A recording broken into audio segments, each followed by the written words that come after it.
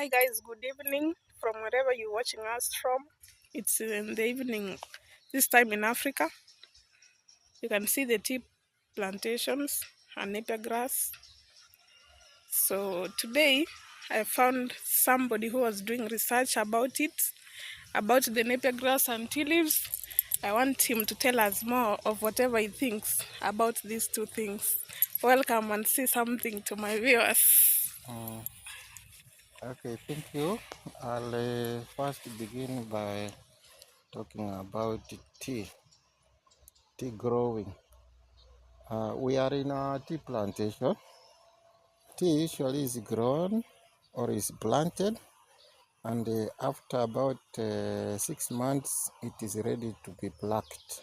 So between the time it is grown and plucking, it takes 6 months. Yeah, Mm. and after that, it continues to grow and being plucked. It continues to expand.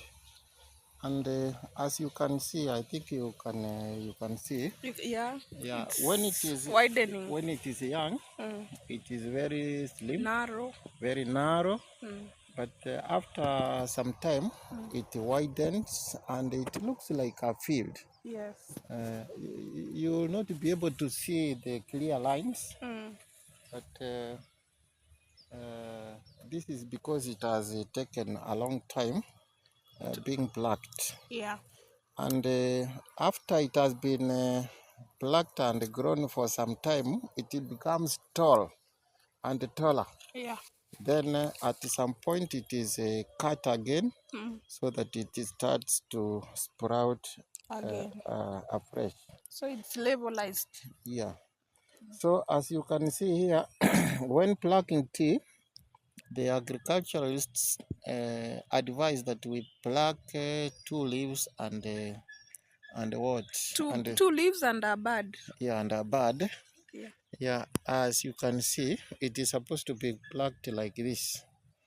And as you pluck so many of them, you take them to a weighing machine that is at Ipine Center, and it is measured in kilograms.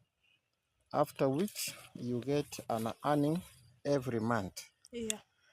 Now, another thing I want to say about the plucking, Mm. after you are plucked, it takes around 1 week or 8 days to 10 Mm. to grow again or to be plucked again. So it involves continuous plucking every month, that is every week, Yeah. and throughout the year. Mm. And at the end of the year, Mm. we get what we call tea bonus. Guys, I want to add something on that. This tea plantation grows in temperatures that are not too cold and not too warm, and the soil has to be loam soil for good aeration or retention of water. And yeah, it should be in places where rain is received as often as once a day or thrice a week. Yeah, it should be raining drought. That's why it survives in most parts of Africa, and some parts that are arid, you can't find this plantation there. Yes. Another thing which I want to add, tea is very economical. It is one of the economic activities which are practiced in Africa. So someone can decide to be self-employed. And after he has decided to be self-employed, it means that he spends most of his time uh, uh, pruning Mm. and also plucking and making sure that weeds do not interfere The growth. with the growth. So he can be earning money every month, Mm. and at the end of the year gets bonus. Mm. If he has children in school, he can be able to clear fees without thinking of employment Opportunity. opportunities. Yeah. Yes. So thank you to our researcher for today for educating us. Let me continue with this video, then I'll catch up on you later. Yes. So thanks to our researcher, you heard about that. So these are the pruned ones. We usually use a panga to cut them short. so that they don't widen so much, and also make them new for them to be plucked again. Yeah, sometimes when you don't do pruning, or you don't concentrate too much on creating these tea look beautiful, when you don't give it enough attention, it might look bad, it might attract uh, snakes. Yeah, it might attract bad things. These are blackjack. So guys, to those who had done agriculture, tell us more of what you think about this video, or tell us more about what you know about tea plantations in Africa. This tea is taken and is exported to other countries, and it is weighed according to grades: grade 1, grade 2, grade 3, grade 4. And grade 1 is obviously a higher price than you can get with the other grades. So it depends on your pockets if you can get a better tea leaf, or you can get something that is poor. You see? So even us, at this juncture, even if we are growing, we have to collect enough money so that we can buy the tea leaves. Okay, they're not so expensive, but the cost depends on how good the tea leaves are. You get it? So ours is to plant and take to the factory where they are weighed, and we are paid every month. Whatever happens along that line is beyond us. But here in Africa, we don't usually import tea so much. Yeah, I think maybe it's exported and then imported, because the high grade is always on high demand. But we locally use whatever is sold out. So that's has kept us going. So this video has been educative, I know. Keep on checking on episodes. Yeah, about village life. You see how good it is. These are tea farm plantations. Tea plantations. As our researcher said earlier, sometimes when they grow all together, have that width, have that good fertilizer, they grow to be like something like a field.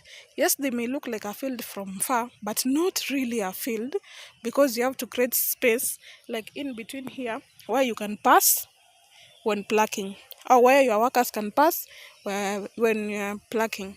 And this can create employment to a person, that you have to keep plucking, you plow. This can take you time, and it can pay you also, you see, instead of looking for jobs or something. But because many people prefer jobs than economically doing this, or getting employment for themselves, now what do we do? People have to do whatever they desire the most, or whatever things work best with them. Yeah. So guys, I'm going to end this video here. I hope you'll subscribe. I hope this channel is making you learn some things, and it shouldn't be so judgmental. That is, let me give you the view. That's the view. You shouldn't be so judgmental about Ginini. You should be doing this and not that. No, in fact, encourage me to bring you videos, what I should do, what I should not do. I stand for correction, but not in a bad way. Yeah. Some people usually come to distract, but I'm not getting distracted on this. I've been being distracted on many things, but these, no. So I'm focused on giving my viewers good content. So tomorrow I'll look for something to show you and educate you, or you can advise me to what to show you, on what to show you, that what you want to learn about the village. Or if you have a question, or you have your if you have your comment, you can comment down below. And if you're my friend, please, this is one of the ways to support me. Yeah, if I am your friend, if you are my friend, this is the right time to support me, because in the future I'll be saying, hey, my friends help me out. But when you don't help me, it becomes so bad and sends a bad picture. Okay guys, let me finish this video from here, from this part of Africa. I hope you're doing well and continue working to make ends meet. Okay, bye.